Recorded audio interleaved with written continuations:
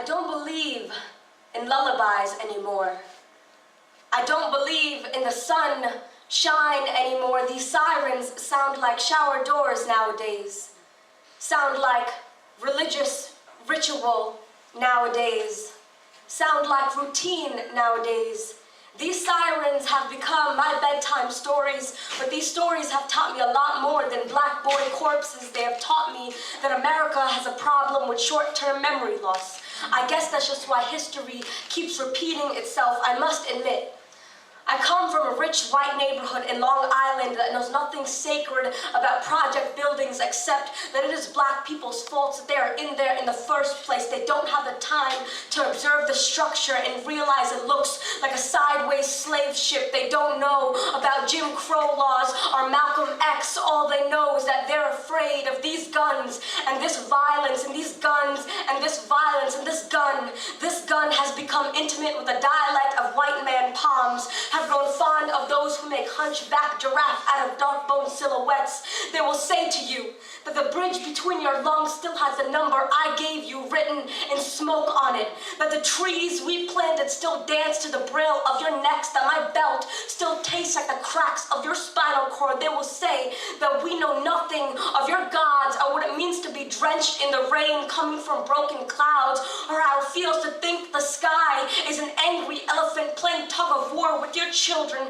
They won't understand the stories in the Bible that they will claim to teach you. When they use your temple against you, say to them that you are no longer afraid of melanin, that you will no longer be safe under railroads. You will dare to make highways strut out of your footwork. I will say to all the rich white people in my town who used to make black jokes in class in confidence because they knew no harm could be done to them, that what you sow is what you reap, and Jesus was not a conservative but a humanitarian. So make pedestal out of your souls, and when they mock you in closet rhythm, baptize them in the name of the Father, the Son, and all the spirits hanging from the trees that their ancestors made lynch out of.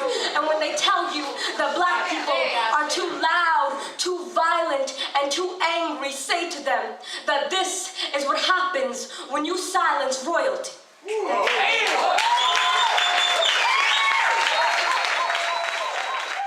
But then, so it's really funny, I had a recent event recently, and the guy who asked me to perform asked me to do my Miss America poem. So I said, okay.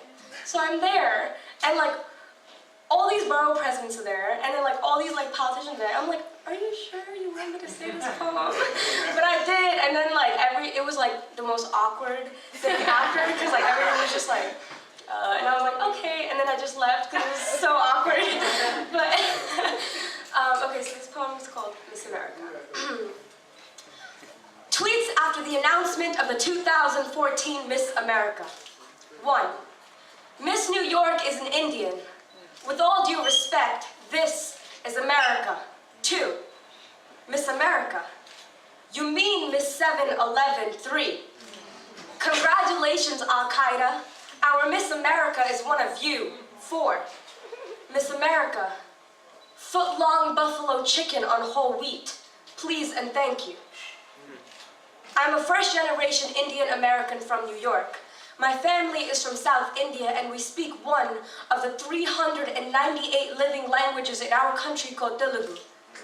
Nina Davaluri is a first-generation Indian American from New York. Her family is from South India, and they speak one of the 398 living languages in their country called Telugu. When this soil is all you know, do not hesitate to make sandcastle out of chest. When their mouths flail like sneezing guns at the epitome of your bloodline, do not fear the consequence of pulse. Simply stand firm. Staying still is one of the hardest things mankind can do. Use the esophagus of your eyes as weaponry. Talk to them in chatterbox format. Tell them that this soil is yours, that this flag is yours, that this birth certificate is yours. Speak of Gandhi, speak of Nehru, speak of women being held like Jonah in belly of a world that does not speak well of its own body. When your body becomes a half flashback of the Twin Towers being bent like scoliosis, remind them of all the pelvic bones broken because their ancestors want to conquer what did not belong to them. When they say you are a terrorist, Nina. Say back no. We are all the ground you could ever wish to be. Say back no. This land does not vomit our limbs. It cages them like young child of home. Say back no. Your great-grandfathers raped, killed, and oppressed every race in the world. You are the biggest terrorists I know. People will always try to tell us we are not American. Smile and show all the red waiting to be sprawled out in our gums. Open our eyes and let the whites of our pupils splash out like volcanoes. Give our hands tantra method and let it be known the blues of our veins will sing its vocal cords like a homeless man who's been silenced in the genocide. Show them that flag that tattoos its mantras all over your body. Show them that walk that you do, that Indian thing that you do. Keep dancing, Nina, keep dancing. Stomp your feet like resurrected rhinos getting shivers to movement. Do that dance. Bring all that motherland you can in here. When they mock us, keep dancing. When they laugh at us, keep dancing. When they mold us into animal construction site, do not stop moving your feet. Let them rise. Make them dance with us. Make them do that hip turn with us. When they laugh at us, when they kill us, when they terrorize us, dance, stomp, sing, say. Here's your foot-long buffalo chicken on whole wheat. You're welcome. Thank you so much.